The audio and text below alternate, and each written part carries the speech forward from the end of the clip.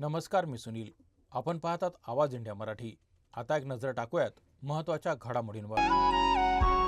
नगरपालिका आणि नगरपंचायतीच्या निवडणुकीसाठीचा प्रचार आज अंतिम टप्प्यात पोहोचला आहे. गेल्या काही दिवसांपासून जोरात सुरू असलेला प्रचार आज रात्री 10 वाजेपर्यंत संपणार आहे. त्यानंतर आचारसंहितेनुसार सर्व प्रचार कार्य थांबवावे लागणार आहे. शेवटच्या दिवशी सर्व पक्षांचे प्रमुख नेते मतदारांना आकर्षित करण्यासाठी मोठ्या सभा घेत आहेत. मुख्यमंत्री संभाजीनगर, पुणे, नाशिक, अहिल्यानगर आणि बीड येथे सभा घेणार आहेत.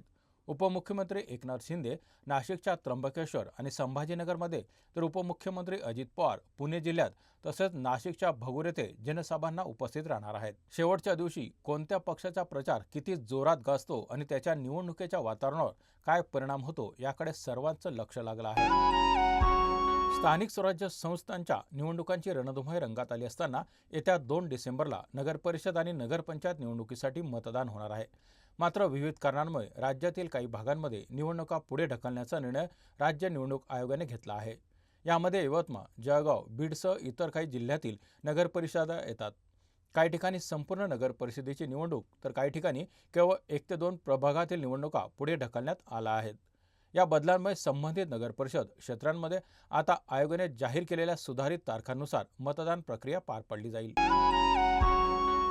नगरपंचायत अध्यक्षपदाची निवडणूक स्थगित करण्यात आली असून आता सुधारित निवडणूक कार्यक्रमानुसार पुढील कारवाई करण्यात येणार आहे. जिल्हा निवडणूक अधिकारी तथा जिल्हाधिकारी कुमार आशीर्वाद यांनी याबाबतचे आदेश जारी केले आहेत. अध्यक्षपदाची निवडणूक बिनविरोध घोषित झाल्यानंतर राज्यभर या प्रक्रियेबाबत मोठी चर्चा आणि टीका झाली होती. वाढत्या दहशतीच्या वातावरणानंतर संबंधित निवडीला स्थगिती देण्यात आली आहे. आता सुधारित कार्यक्रम जाहीर झाल्यानंतर निवडणूक नेमकी कधी होणार याबाबत आज स्पष्टता मिळण्याची अपेक्षा आहे. दिल्लीतील हिवाळी अधिवेशनाची तयारी पूर्ण झाली असून हे अधिवेशन आजपासून 19 डिसेंबरपर्यंत चालणार आहे. अधिवेशनात केंद्र सरकार, लोकसभा आणि राज्यसभेत एकूण 14 विधेयके सादर करणार आहेत, ज्यामध्ये काही विधेयके विशेष लक्षवेधी असतील.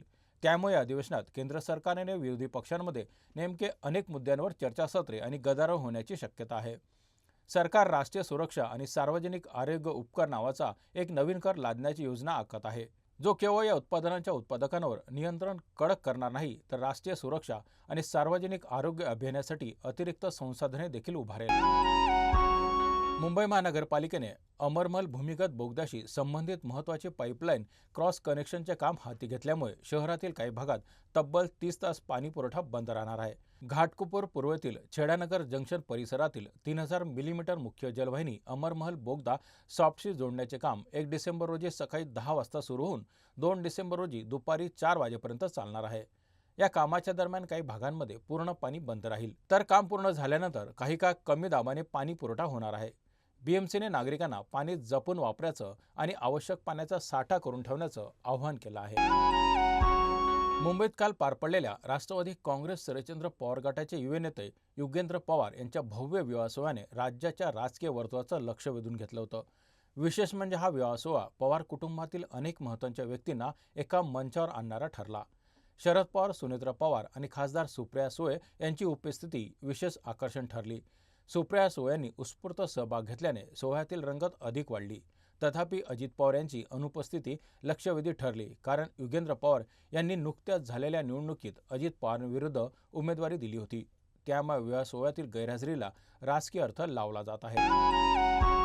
रांची येथे खेळल्या गेलेल्या 3 एकदिवसीय सामन्यांच्या मालिकेतील पहिल्या सामन्यात भारताने दक्षिण आफ्रिकेचा 17 धावांनी पराभव करून विजय सलामी दिली आहे. के.एल. राहुलच्या नेतृत्वाखाली टीम इंडियाने प्रथम फलंदाजी करत विराट कोहलीच्या शतकीय खेळीमुळे 349 धावा उभारल्या. प्रत्युत्तरात दक्षिण आफ्रिकेच्या फलंदाजांनी खराब सुरुवात झाल्यानंतरही मिडल आणि लोअर ऑर्डरने जोरदार प्रतिकार केला आणि सामना शेवटच्या ओव्हरपर्यंत खेचला. मात्र निर्णायक क्षणी भारतीय गोलंदाजांनी उत्कृष्ट कामगिरी करत आफ्रिकेचा डाव थांबवला आणि सामना जिंकला. या बातमीपत्रात इथेच थांबत आहोत. पाहत रहा आवाज इंडिया मराठी.